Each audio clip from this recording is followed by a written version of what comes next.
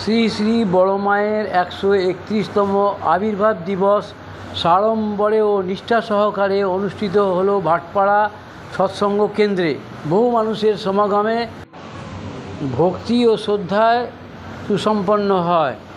সবাই আপনারা এই খবর দেখছেন জনপ্রিয় portal channel social media Urban টাইমসে প্রশান্ত দাশগুপ্তর খবরে। ভালো লাগলে অবশ্যই সাবস্ক্রাইব করবেন।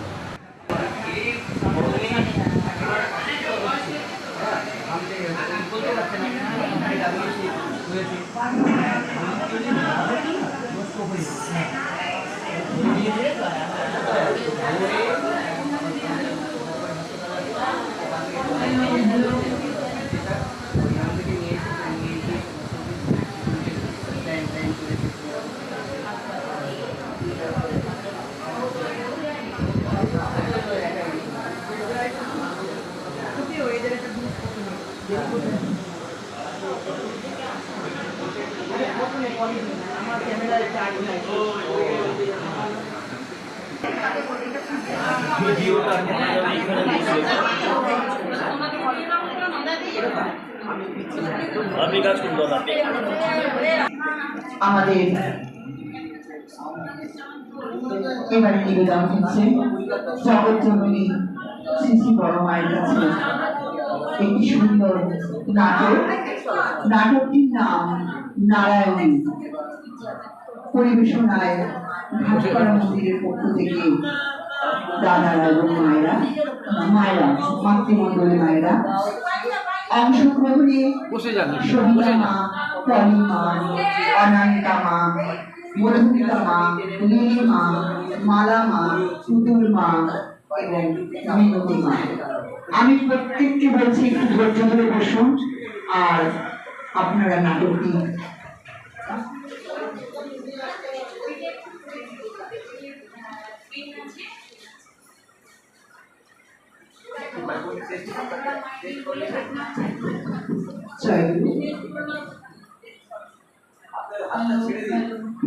ভাটপাড়া মায়েদের নিবেদন নারায়ণী অনুষ্ঠিত হবে। এই নাটকে অংশগ্রহণ করছেন ভাটপাড়া মায়েরা। শ্রী শ্রী বড় মার জীবনের ঘটনা নির্ভর করে একটি শ্রুতি নাটক। বড় মার জীবনে মহান দিনগুলি যা আমাদের প্রতি প্রত্যেকের জীবনকে আলোকিত করে, তার কিছু অংশ তুলে ধরা হলো। সর্বদিক দিয়ে হয়তো পরিপূর্ণতা লাভ নাও হতে পারে, তবুও প্রচেষ্টা তার কারণ মায়েদের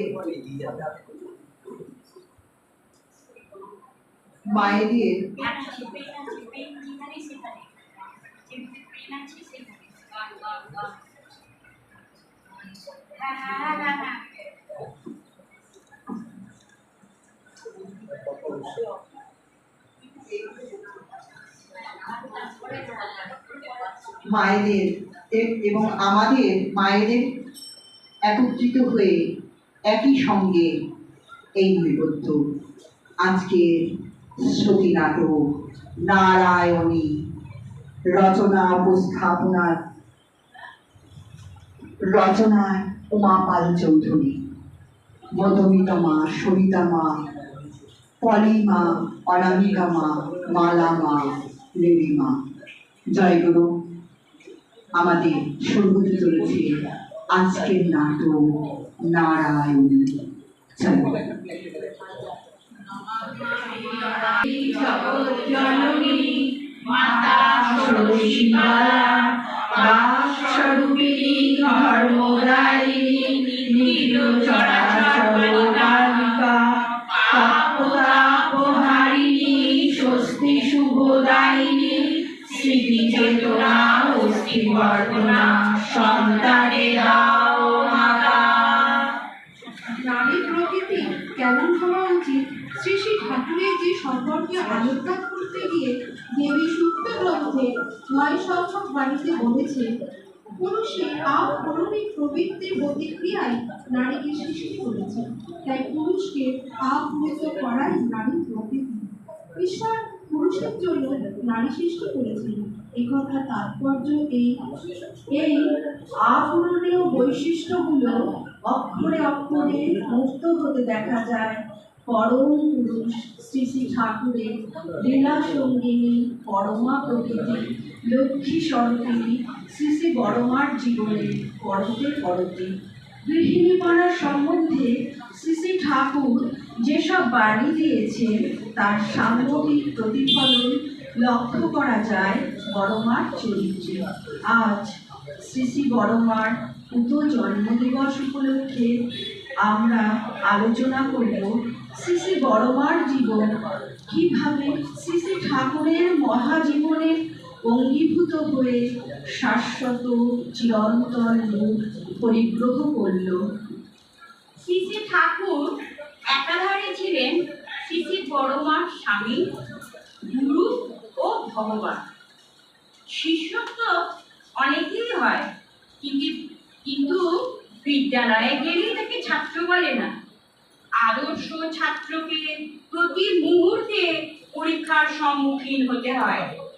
সেই পরীক্ষাই বোধহয় কঠিন থেকে কঠিনতর হয়েছে শ্রী শ্রী বড়মা এবং পরম পূজ্যপাদ শ্রী শ্রী বড়দার ক্ষেত্রে। আর হবে নাই বা কেন?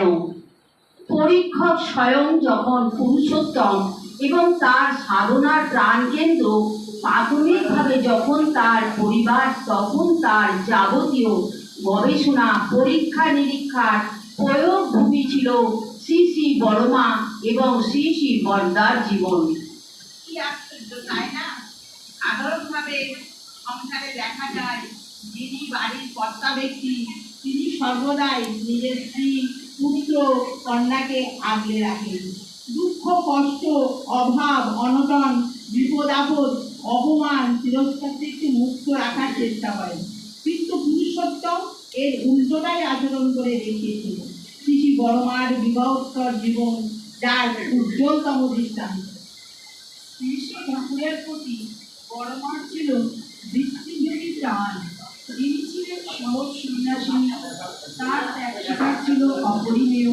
কিন্তু চক্রবর্তী বাড়ির বড় বউকে সৎসঙ্গে সম্বোধনায় বই উঠতে যে কত প্রকারের পরীক্ষার সম্মুখীন হতে হয়েছিল তা ভাবলে অবাক হতে।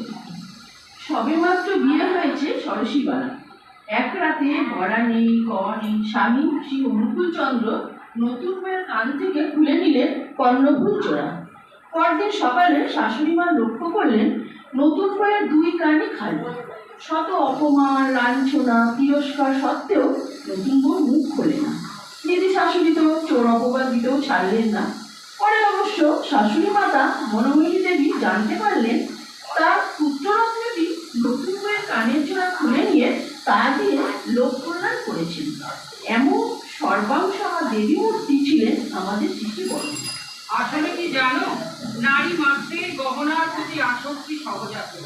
এই ঘটনার মাধ্যমে পরম প্রেমময় শ্রী ঠাকুর দেখাতে চাইলেন যে তার সহধর্মিণী কাম, ক্রোধ, লোভাদি এই ষড়ঋতুর বহু ঊর্ধ্বে। স্বামী তার প্রধান অলঙ্কার। তাই স্বামীর দাবি পূরণ করতে গিয়ে লাঞ্ছনা, গঞ্জনা ও অপমান স্বীকার করে নেওয়া তার কাছে কোনো ব্যাপারই নয়। তাই আর পাঁচজন সাধারণ নারীর সাথে পুরুষোত্তম পৃথিবীর তুলনা চলে না। শুধুই তাই, ধৈর্যের পরাকাষ্ঠা, সহ্যের প্রতিমূর্তি কাকে বলে শ্রী শ্রী ঠাকুর তাও দেখালেন বড়মার চরিত্রে। এক বিধবা আত্মীয়া বাজা বাসনে এঁটো ছিটিয়ে বারংবার শ্রী শ্রী বড়মার নামে অপরিচ্ছন্নতার অভিযোগ আনত। মুখে যা আসতো তাই বলে গালাগাল করত। আমাদের বড়মাকে চুক্তি করে সহ্য করতেন, মুখে রাগই কাটতেন না।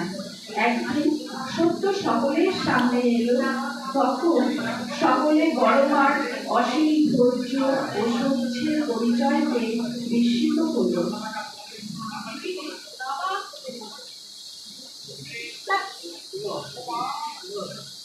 ভাবতে গেলে অবাক হতে হয়। প্রায় 104 জন হঠাৎ স্বামী এসে আপনার করলেন, বড় বউ আগে তো খিচুড়ি খাওয়াতে পারো। বড় বউ ওই জলটা দিয়ে হাসি মুখে চলে গেলে স্বামীর জন্য খিচুড়ি রান্না করতে। তিনি যেন সর্বদাই স্বামীর আদেশ পালনে প্রস্তুত। জ্বর জ্বালা সেখানে তুচ্ছ। মাঝে মধ্যে তো মনে হয় শ্রী শ্রী ঠাকুর আমাদের শ্রী শ্রী বর্মার উপর অত্যন্ত নির্দয় ছিল। একবার তার জানুর উপরে বিষাক্ত দুটি ঘা পাশাপাশি অবস্থান করে কার্বনকারী সৃষ্টি করেছে। ডাক্তার আইলেন অস্ত্রোপচার করতে। বধূটি ঘোমটা টেনে চৌকির কোনায় কপাল ঠেকিয়ে ত্বকে দাঁত চেপে সেই কঠিন অস্ত্রোপচারের দুঃসহ যন্ত্রণা মুখ ধুয়ে সহ্য করলেন। অস্ত্রোপচার শেষ হতেই হঠাৎ শুনতে পেলেন স্বামীর আবদার করে স্বামী বলছেন, বড় বউ, ডাক্তার বাবুরা তো এত যত্ন করে এত কষ্ট করে তোমার অপারেশনটা করলো, তুমি আজ তাদের নিজের হাতে চারটি ঘি ভাত রান্না করে খাওয়াবে না? উফ, কি নৃশংস আবদার! সত্যি তো, বাইরে থেকে দেখলে নৃশংস আবদার বলে মনে হবে বন্ধু। শ্রী শ্রী ঠাকুর তো সমস্তটাই আচরণ করে দেখিয়েছে। শ্রী শ্রী ঠাকুর যেন পরমার জীবনে এই ঘটনাটির মধ্যে দিয়ে আমাদের বুঝিয়ে দিলেন, ভয়াবহ অস্ত্রোপচারের পর মানুষের যখন উঠে দাঁড়াবার ক্ষমতা থাকে না, সেই সময়ে যদি ইষ্ট নির্দেশকে মুক্ত করার সুযোগ আছে, তাহলে যার ইষ্ট প্রেম থাকি সে অবশ্যই আরাধ্যের ইচ্ছাকে বাস্তবায়িত করবে। যেমন করেছিলেন আমাদের মা।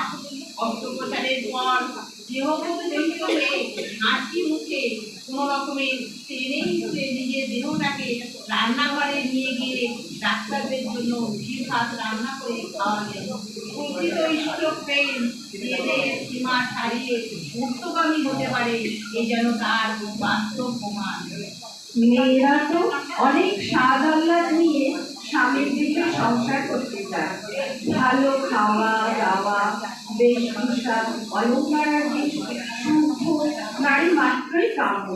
কিন্তু এখানেও আমাদের লক্ষ্মী স্বরূপিণী বড় মা ছিলেন ব্যতিক্রমী। দুপুরে সব কাজ শেষ করে সকলকে খাইয়ে দাইয়ে বড় ছেলেটিকে সঙ্গে নিয়ে সবে খেতে বসেছে। অমনি খবর পেলেন অতিথি এসেছে। সঙ্গে সঙ্গে নিজের এবং ছেলের আহার্যের অর্ধেক অংশ অতিথিকে খাইয়ে মা ছেলে অর্ধভুক্ত থাকতেন। এমন তো প্রায় ঘটত। একদিন তো শ্রী শ্রী বড়মার ভাতের পাতে তরকারি থাকতো না। তখন তিনি কি করতেন জানো? তরকারির পাত্রে পড়ে থাকা দুটি লঙ্কা কিংবা তেজপাতা ঘষে নিয়ে দুপুরের খাওয়া সম্পন্ন করতেন। ভাবটা তো এমনতর যেন সংসার করতে হলে এসব কষ্ট তো সহ্য করতেই হবে। কেন কোনো কষ্টই যেন তার গায়ে লাগে না, স্বামী প্রেম খাঁটি বলে। পার্থিব সুখভোগের কথা না হয় বাদই, স্বামীকে একান্তরে নিজের করে পাওয়া তো নারীর চিরন্তন কামনা, দুর্নিবার আকাঙ্ক্ষা। সেই আকাঙ্ক্ষার মূলে যখন আঘাত এসে পড়ে, অনায়াসলব্ধ স্বামীর সতীয় অধিকার যখন ক্ষুণ্ণ হয়, সব পত্নী এসে স্বামী ভাগ্যের অংশীদার হয়ে স্নান করে নিতে চায়, তখন তাকে চরম দুর্ভাগ্য ছাড়া আর কি বলা যেতে পারে। বড়মার জীবনেও যখন অনুরূপ ঘটনা সংঘটিত হয়ে গেল, সেদিন তার চিত্ততল মথিত করে দুঃখ, হতাশা ও বেদনার কোনো আবদ্ধ রচনা হয়েছিল কিনা বলা কঠিন। তিনি তখনও সর্বংসহা ধরিত্রীর মতো শান্ত, সমাহিত ও নীরব রইলেন। বাইরে থেকে কিচ্ছুটি বোঝার উপায় নেই কারো। ইষ্টের ইচ্ছাই যেন তার ইচ্ছা। শেষে বড়মার চোখে আমাদের বড়মা ছিলেন সাক্ষাৎ জগন্নাথ দেবী ভগবতী। নইলে কোনো সাধারণ মানবের পক্ষে কি একটানা 42 দিন খাবার না খেয়ে থাকা সম্ভব? এই আশাগুলির কাল থেকে তিনি শুধু ধান ছাড়া আর কিছুই খাননি। সতী সাবিত্রীর স্ত্রীর মতো রোগের সঙ্গে লড়াই করে স্বামীর জীবন রক্ষার জন্য যে ব্রত তিনি গ্রহণ করেছিলেন, শ্রী ঠাকুর একটু সুস্থ হলে পরম পূজ্যবাদ বর্দার অনুরোধে সামান্য ফলের রস পান করে সেই ব্রত ভঙ্গ করেছে। সাধী ছাড়া এমন অধ্যাবসায় কৃচ্ছ সাধনা কে করতে পারে? এর সঙ্গে শ্রী বড়মা ছিলেন বার্ষিকতাও। কত নিঃসন্তান দম্পতির বলে আলো করে সন্তান এসেছে শ্রী বড় মায়ের আশি মুখ নিশ্চিত আশীর্বাদ। কত সংসার নবাগত সন্তানের আগমনে খুশিতে মুখরিত হয়েছে, তা আর বলার অপেক্ষা রাখে। শোনো তাহলে, শ্রীমতী সুশীলাবালা দেবীর স্মৃতিচারণ থেকে জানতে পারি শ্রী বড়মা একটা অ্যালুমিনিয়ামের ঘটিতে জলপান করতেন। ঘটিটি কত ধাক্কায় যে তার আসল রূপটি হারিয়ে ফেলেছে তার বলবার নয়। সুশীলা মা যখন বললেন, বড়মা আপনি এই ঘটিতে জল খাচ্ছেন, আমারটা মোটেও ভালো লাগছে না, তখন বড়মা কি বললেন জানো? হলো জল খাওয়ার জন্যই তো ঘটি, ঘটির জন্য তো জল খাওয়া নয়, আসল কথা হলো জল খাওয়া। শ্রী বড়মার জীবন ছিল এমন, নিজের প্রয়োজনটুকু ছাড়া নিজের প্রয়োজন কোনো রকমে মিললেই হলো, নিজের জন্য কোনো চাহিদা নেই। শ্রী ঠাকুর তৃপ্ত হলেই যেন তিনিও তৃপ্তি পাচ্ছেন। তবে ভক্তপ্রাণা শ্রী বড়মার বাৎসল্যের কাছে শ্রী ঠাকুরও যেন কখনো কখনো হার স্বীকার করেই নিত। যেমন জগজ্জননী শ্রী সারদা মায়ের স্নেহের কাছে হার মেনে নিয়েছিলেন ঠাকুর শ্রী রামকৃষ্ণ। তেমনই একটি ঘটনা ঘটতে দেখা যায় শ্রী বড় মায়ের জীবনে। একবার যামিনীদা ভগ্নস্বাস্থ্য হয়ে গেছে, সেটা সঙ্গজননী শ্রী বড় মায়ের নজরে পড়ে। মা জিজ্ঞাসা করলেন, কিরে তোরে এমন দেখাচ্ছে কেন? যামিনীদা তখন জানালেন, শ্রী ঠাকুরের কথা উল্লেখ করে সদ্য শরৎদা নির্দেশ দিয়েছেন, ভোজন না কমালে হজম হবে না, তাই দিনের বেলায় যা খান তার অর্ধেক খাবার খান রাতে, সেই জন্যই এখন তার চলাফেরার কষ্ট হচ্ছে। সেই সময় শ্রী ঠাকুর মায়ের পাশেই একটি চেয়ারে বসেছিলেন। অমনি ঠাকুরের দিকে নজর রেখে বড়মা বললেন, তুমি আমার খাওয়ালগুলোকে খাবারও কি দেবে না? কি আইনি করিস? বিপদে করলেন যেন পরম দয়াল। এদিকে লক্ষ্মী দেবীকে সুস্থ রাখতে পারেন না, তাই আদো আদো কণ্ঠে জবাব দিলেন, করবো তুমি যদি ইচ্ছে করো নিজের হাতে খাওয়াবা। শুধুমাত্র নিজের সন্তানও নয়, আশ্রমের প্রতিটি প্রতি অধৈর্যের প্রতি ছিল শ্রী বড় মায়ের অসীম স্নেহ ও ভালোবাসা। সবাই মিলে একসাথে করবেন, ও মনোয়ারা রে,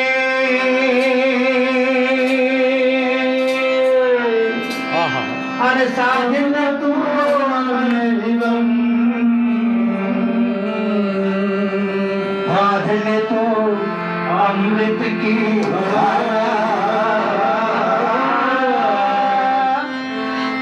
तंबोरे सच कहेगा टूटेगा कब कौन जाने। ओ मनोरे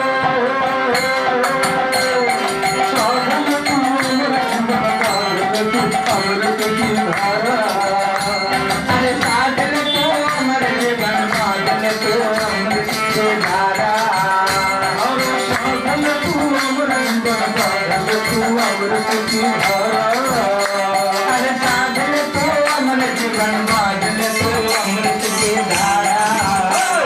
जीवन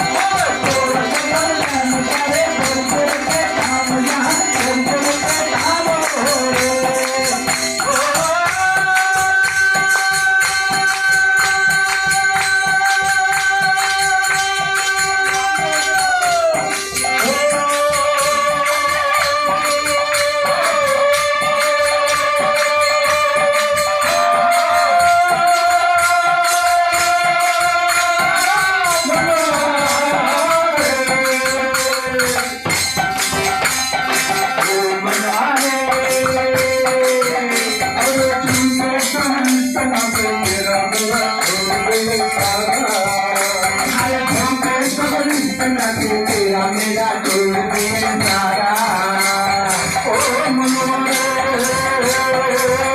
अरे झोंके सब रिश्ते नाते तेरा मेरा छोड़ गए सारा ये चमन के झूठे हैं कोई धन जमीन जल जबर बच्चा कुछ नहीं खा जाएगा खाली हाथ आया है और खाली हाथ जाना पड़ेगा झूठे सब रिश्ते नाते तेरा मेरा छोड़ दिए सारा झूठे सब रिश्ते नाते तेरा मेरा छोड़ दिए सारा चल किसका बीत गए दूसरेगा कब खोना और खोना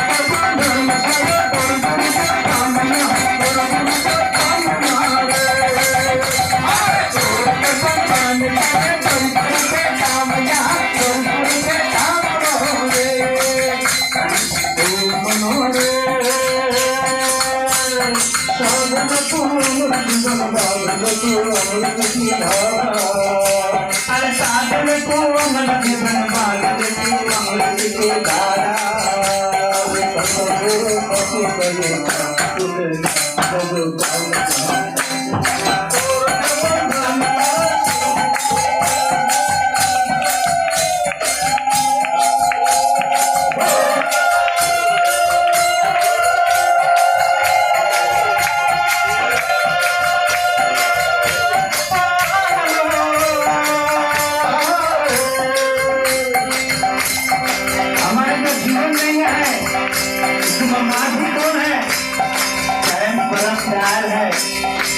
हाथ पकड़ना है अरे जीवन को तने में गाया भोलानाथ का सहारा जीवन को तोड़ गया भोलानाथ का सहारा अरे जीवन को तने में गाया भोलानाथ का सहारा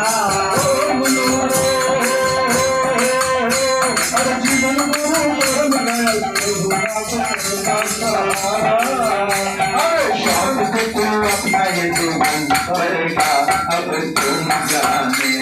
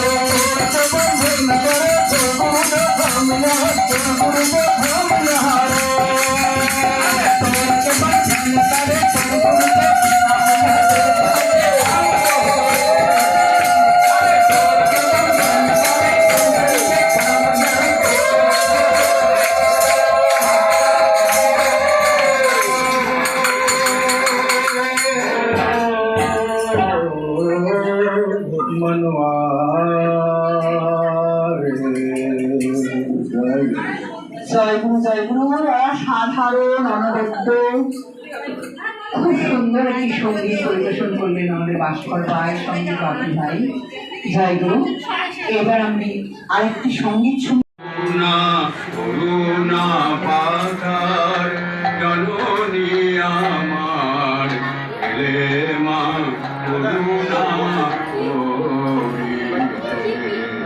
তাপিতের তরে নর দেহ ধরে তাপিতের তরে নর দেহ ধরে অশেষ যাতনা সহিতে করুণা পাথার জননী আমার করুণা সহিতে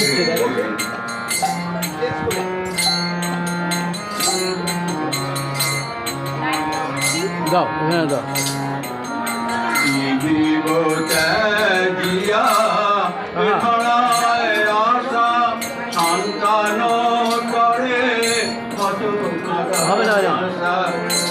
এই জীব ত্যাগিয়া এ ধরায় আসা সন্তান করে কত বলো এই যে এইটা মারতে হবে, এইটা মারলে তবে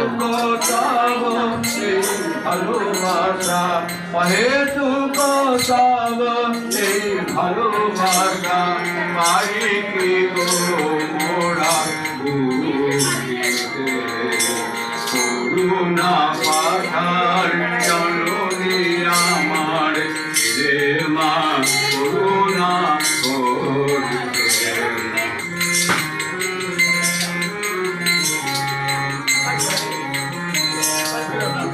কি নাম?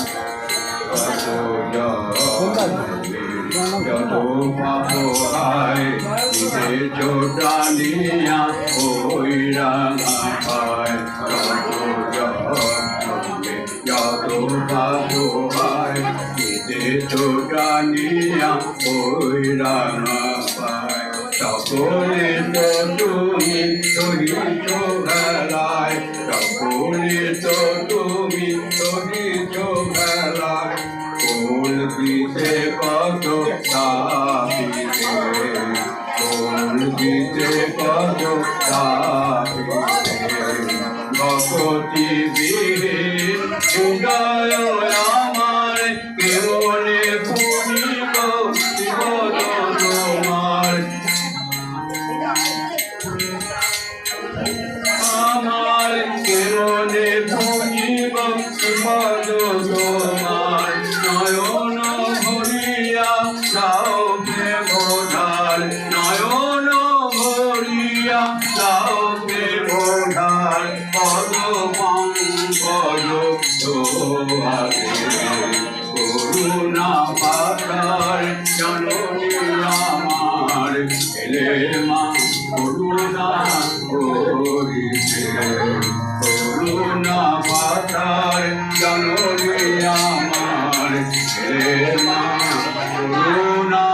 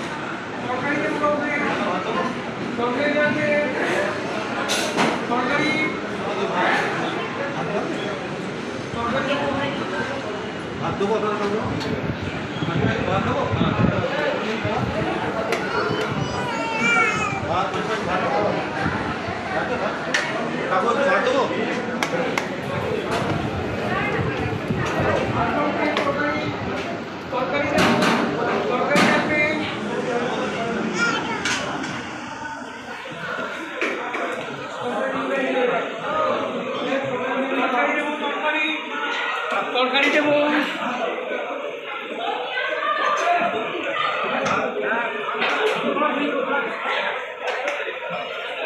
তরকারি জানো তো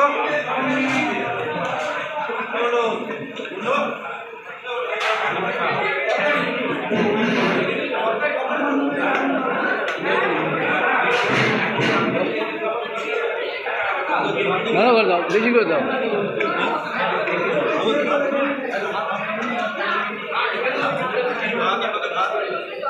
ওইখানে ওই যে ওই যে ওই যে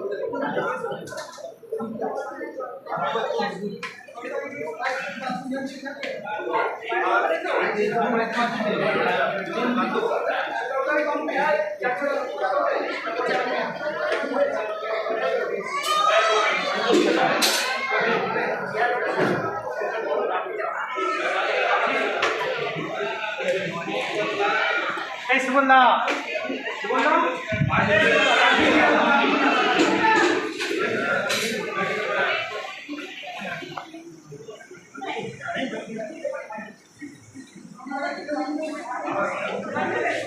দারুণ সঙ্গীত পরিবেশন করেছে ও আর বাজিয়েছো তুমি। আমাদের বর্দার তুলনা নেই। আমি তো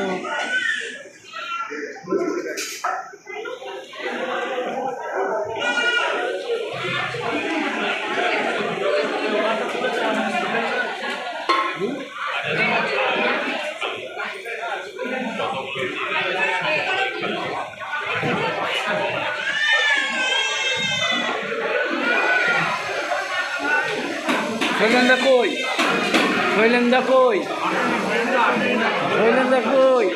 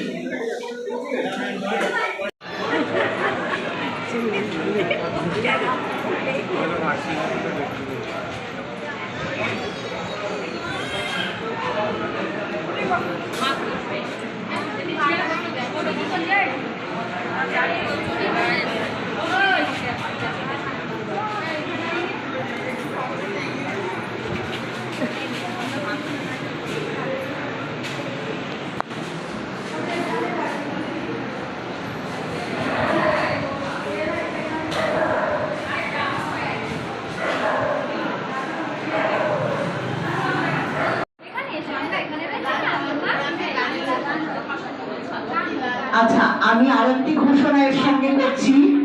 এখান থেকে যারা প্রসাদ গ্রহণ এখনো করেননি আনন্দবাজারে, তারা প্রসাদ নিয়ে চলে যান।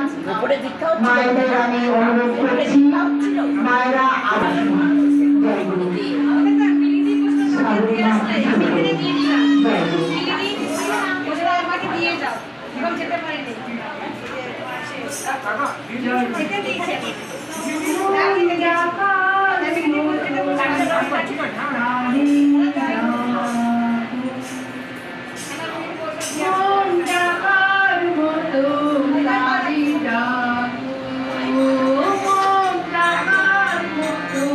সাধুনাথ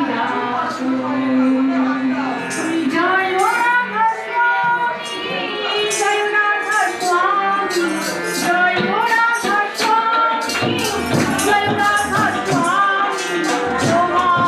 জয়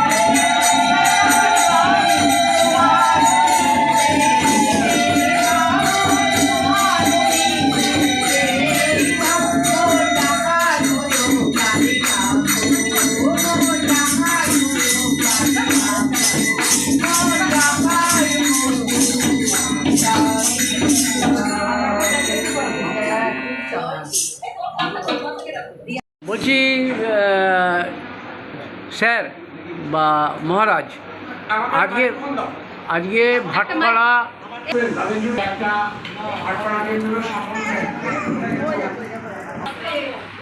বলছি ভাটপাড়া সৎসঙ্গ কেন্দ্রে সকাল থেকে শুরু হয়েছে, এখনো পর্যন্ত চলছে এবং সারা দিন চলবে। আপনার বড় মায়ের যে জন্মশতবার্ষিকী যে অনুষ্ঠান, সেই বিষয়ে একটু ব্যাখ্যা করলে ভালো হয়। আসলে ভাটপাড়া কেন্দ্র একটা পণ্ডিতদের জায়গা।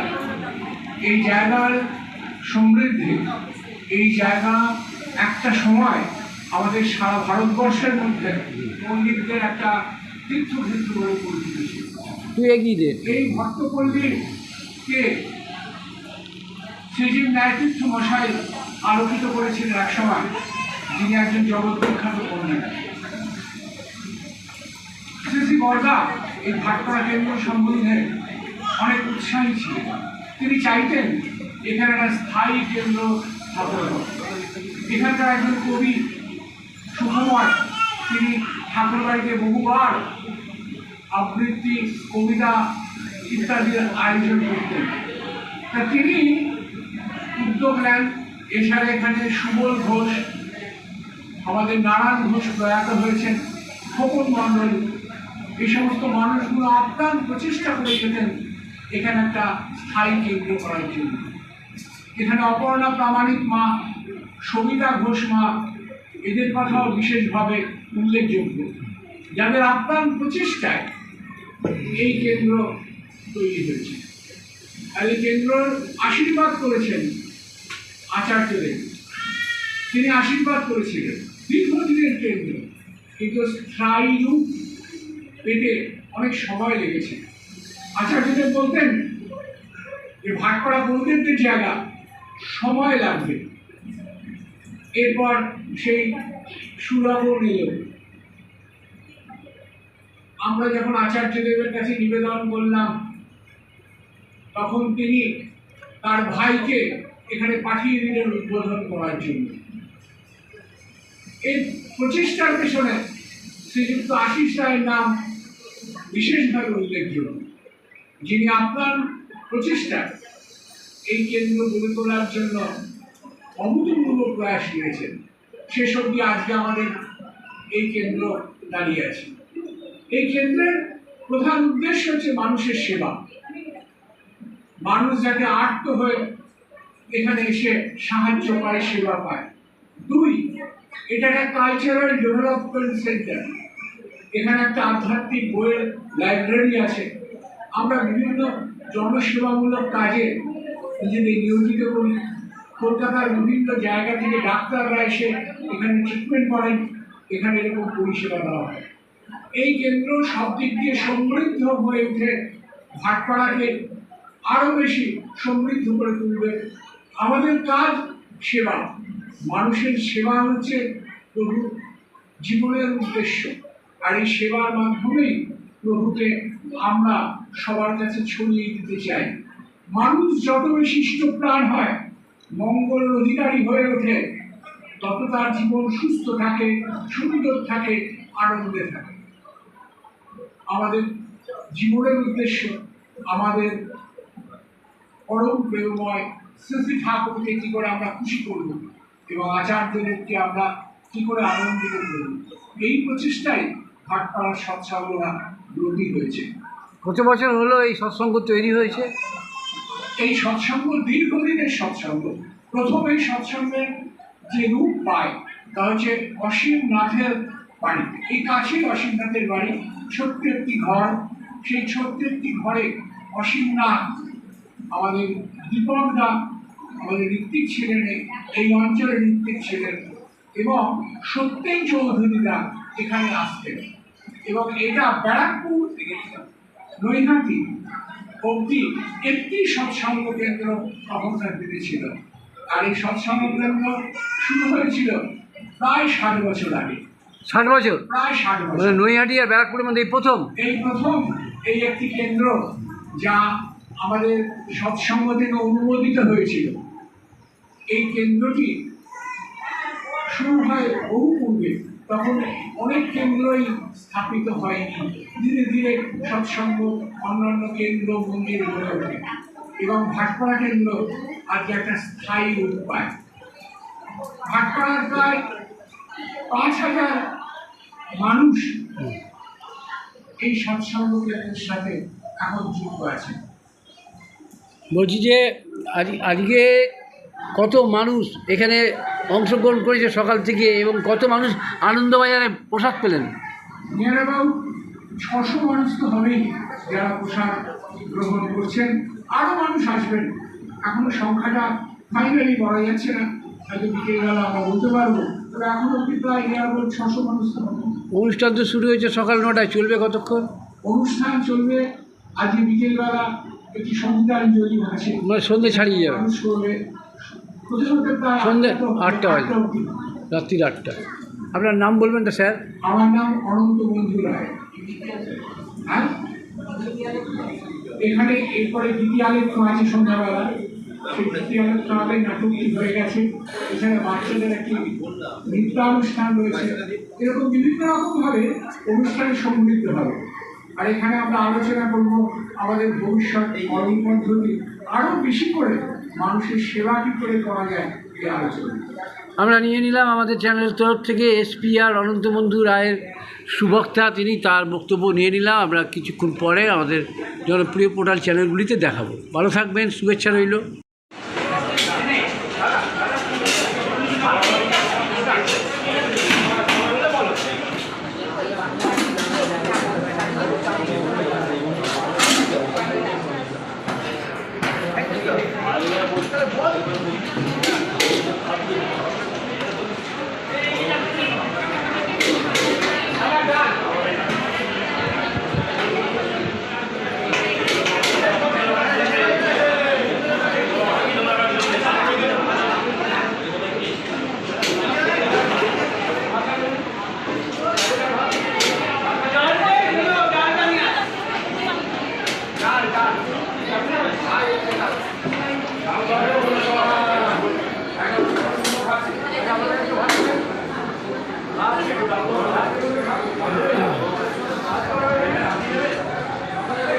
বিশ্বজিৎ, বিশ্বজিৎ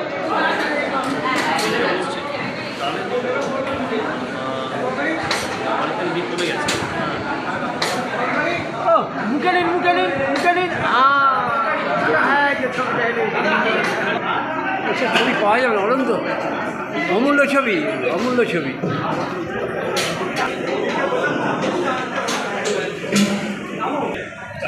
বলছি আজকে বড় মায়ের মানে যে জন্ম শতবার্ষিকী চলছে অনুষ্ঠান, আজকে শ্রী বড় মার 131তম জন্মবার্ষিকী শুভ জন্মদিবস।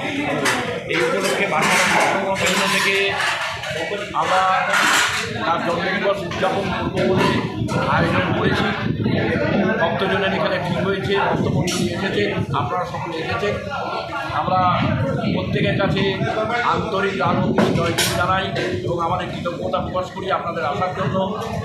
সকলের মূল কথা প্রত্যেকে ইষ্টপ্রাণ হয়ে উঠুন এবং আমাদের মধ্যে যে বৈশিষ্ট্য আছে সেই বৈশিষ্ট্য স্ফুরণ ঘটি। বড় ভালো মানুষের প্রয়োজন আছে পৃথিবীতে।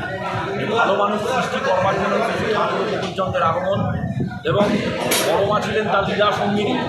এই লীলা সঙ্গিনী যে অভূতপূর্ব লীলা, তার যে জীবন, তার যে দর্শন অভূতপূর্ব। এক একটা করে ব্যাখ্যা করলে সারা দিন রাত্রি কেটে যাবে আমাদের।